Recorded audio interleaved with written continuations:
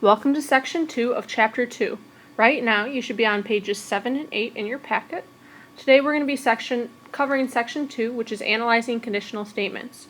You will see that we have three objectives. We are going to write a statement in if-then form. We are then going to write the converse, inverse, and contrapositive of a statement. And finally, we're going to talk about biconditional statements. This video is going to be a little on the longer side and contain a lot of writing, not many numbers. So let's start. A conditional statement is an if-then statement.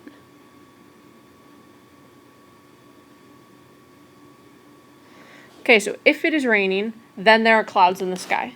So it starts with an if, it's going to have a then partway through.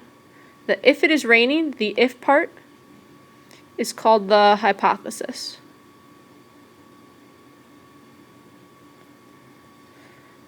The then part is called the conclusion.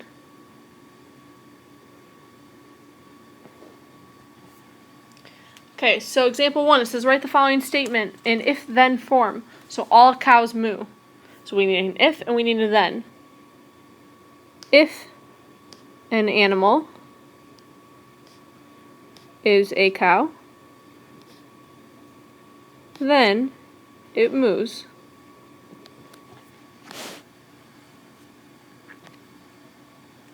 So if an animal is a cow, then it moos. Second one, two angles are supplementary if they are a linear pair. So if two angles are supplementary,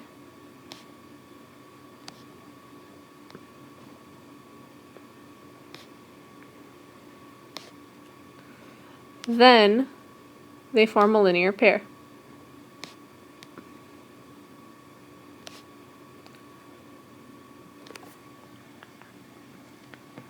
So if two angles are supplementary, then they form a linear pair. If-then statements, conditional statements, sometimes they're going to be true, sometimes they're going to be false. Next thing that's really important that we need to talk about is notation. So the notation that we write is P goes to Q. So P stands for the hypothesis, or the if part. Q stands for the conclusion, or the then part. And this means, or is said as, P implies Q. So if P, then Q. Okay. So moving on. Negation is the denial of a statement. Okay, so an example, I like cows. The negation is, I do not like cows. So I'm just denying it. The way that we write this is with a tilde. So in this case, I would write tilde P. So tilde means not. Okay, so that was if-then statements. Now we're going to talk about converse, inverse, and contrapositive. The converse says Q implies P. So normally up here we have P implies Q, so Q implies P means switch P and Q. So switch the two statements. The inverse takes the original if-then and makes P negative and makes Q negative.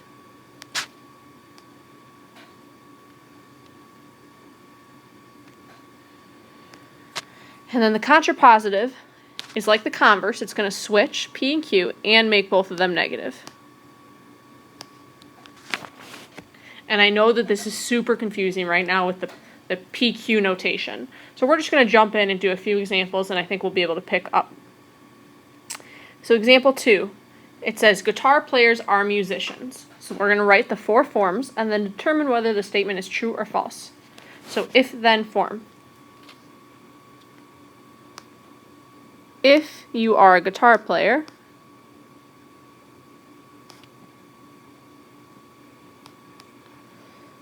then you are a musician. Okay, and remember the if-then form is P goes to Q. So if you are a guitar player, then you are a musician. This is true. Okay, next one, converse. That means Q goes to P. So that means just flip them. So if you are a musician,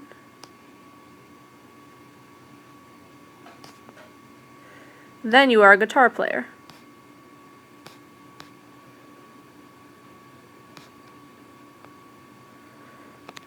Okay, if you are a musician, you have to be a guitar player. That is false. You could play the flute. If you're a musician, you don't have to play the guitar. Okay, so next one, the inverse means take your original statement, make P negative, and make Q negative.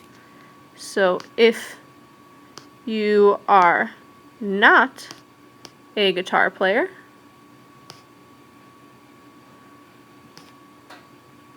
then you are not a musician. Okay, true or false? This is false. So again, you could be a flute player. That means you're not a guitar player, but you're still a musician. Last one is the contrapositive. We're going to switch Q and we're going to switch P, and then we're going to make both of them negative. So if you are not a musician, then you are not a guitar player. So if you're not a musician, then you can't be playing the guitar either. So this one is true. Okay, so that was converse, inverse, and contrapositive. If you could please now flip to page 8. Okay, so now we're moving on to example 3. This is the one where you are going to try on your own. I need you to pause the video, write the if-then, converse, inverse, and contrapositive. When you are finished, come back and I will give you the answers. Good luck. Okay, so hopefully you had a chance to try this one. Here are the answers. Your if-then form should have been if a polygon is equilateral, then it is regular. That is false. If a polygon is equilateral, it also has to be equiangular and convex before it's considered regular. That's P to Q. The converse, then, we reverse the order. If a polygon is regular, then it is equilateral. That's true. The inverse, we started with our original conditional, our if-then, and made it negative. If a polygon is not equilateral, then it is not regular. That's true. And the last one, the contrapositive, if a polygon is not regular, then it is not equilateral. So hopefully you got that one right. If not, I will give you a link to another example that you can look at. But for right now, we're going to move on. So a theorem, if the conditional is true, then the contrapositive is also true. The same is for false. There is no such relationship with the converse or the inverse. So looking up at example 3, the if-then form was false, so therefore the contrapositive is false. With example 2, the if-then and the contrapositive were both true. There's no relationship with the converse or the inverse. You just have to read them and use your own reasoning to determine if they are true or false. Next thing, we are going to move on to biconditional.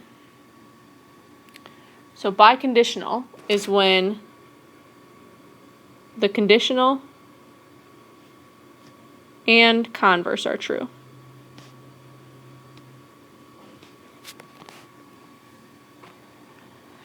So in the example, it says, if two lines intersect to form a right angle, then they are perpendicular lines. Well, yes, that's true. That's just the definition. Perpendicular lines form a right angle. The converse, remember, is when you flip P and Q. So this was P implies Q. Now we need to write Q implies P. So if two lines are perpendicular,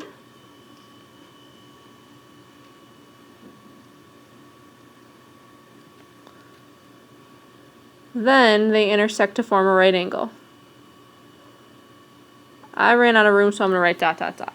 So if two lines are perpendicular, they form a right angle. Well, that's also true. Okay, we have true for the conditional, we have true for the converse, so now we can write a biconditional. The biconditional is two lines intersect to form a right angle,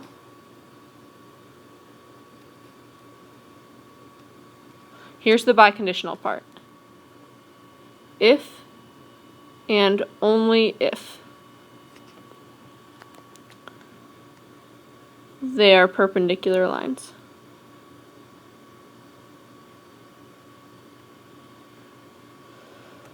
So that if and only if just means that the conditional and the converse are true. It means that it works both ways, that P implies Q and Q also implies P. Okay, so moving on to example 4. It says write the biconditional statement. You need to write the if-then, the converse, and the biconditional. We're going to do this one together. An angle with a measure between 90 degrees and 180 degrees is called obtuse. So the if-then, if an angle measures between 90 and 180, it is obtuse.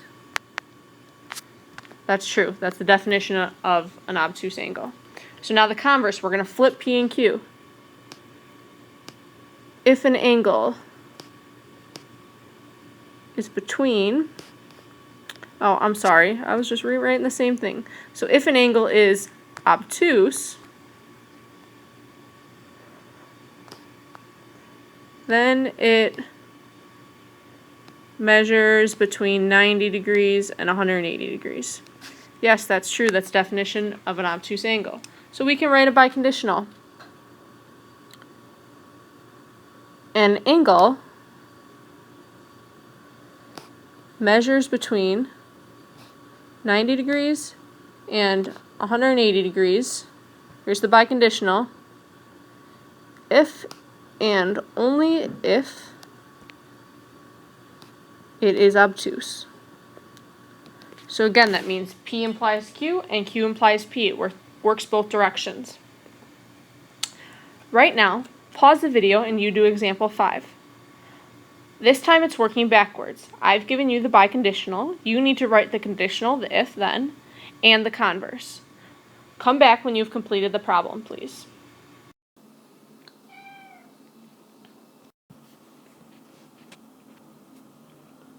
Okay, hopefully you've taken a chance to try example 5. This time we're going backwards. So the biconditional is two segments are congruent if and only if they have the same measure. So we need to identify our P and our Q, our if and our then. This first part is the if part of the statement. This second part is the then part of the statement.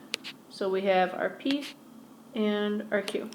So our conditional then is if two segments are congruent, then they have the same measure.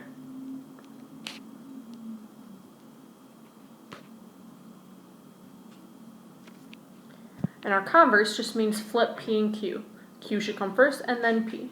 So if two segments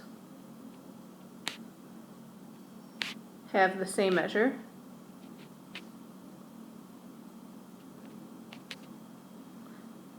then they are congruent.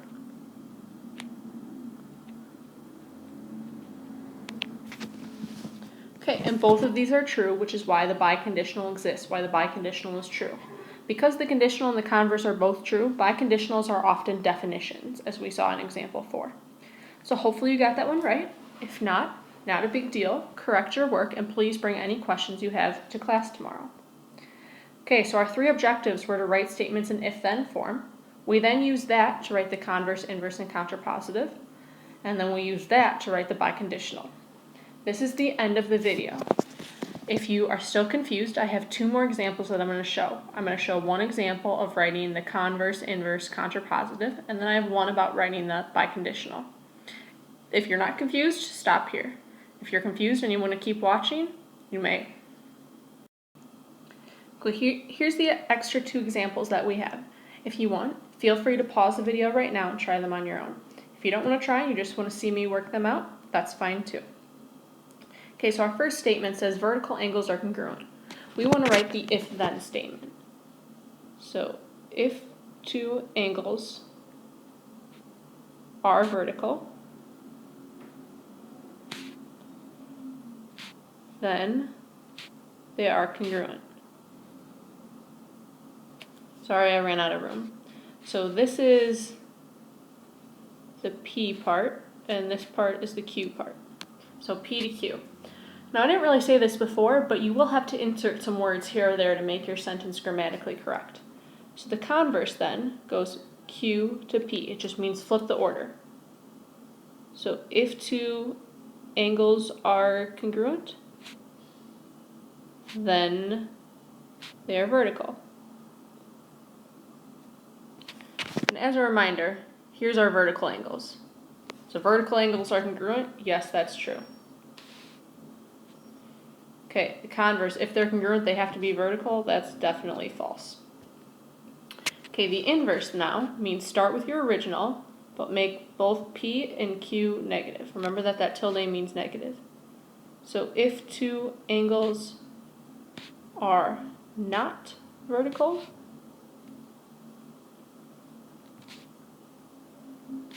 then they are not congruent. Okay, this is false. It's possible to have angles that are not vertical, but that are still congruent. And then the contrapositive one, this is the one where we flip and do the negative. So if two angles are not congruent, then they are not vertical.